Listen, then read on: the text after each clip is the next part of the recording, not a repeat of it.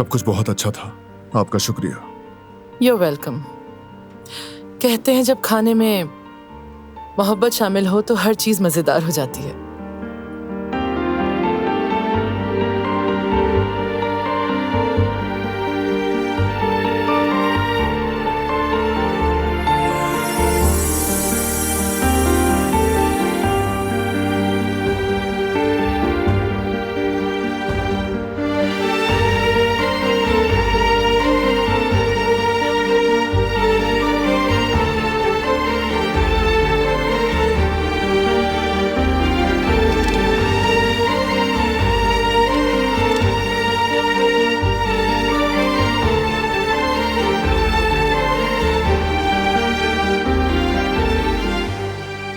बहुत शुक्रिया।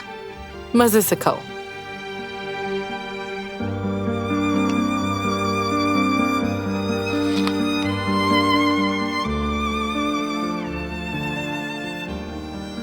तो बारान, घर का क्या हाल अहवाल है? गुल और फरात कैसे हैं? दोनों बहुत पुरजोश हैं।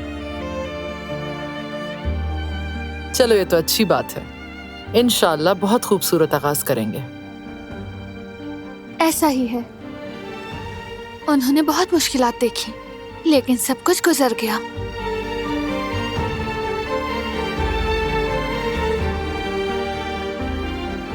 उम्मीद है वो एक दूसरे की कदर भी करेंगे इंशाअल्लाह।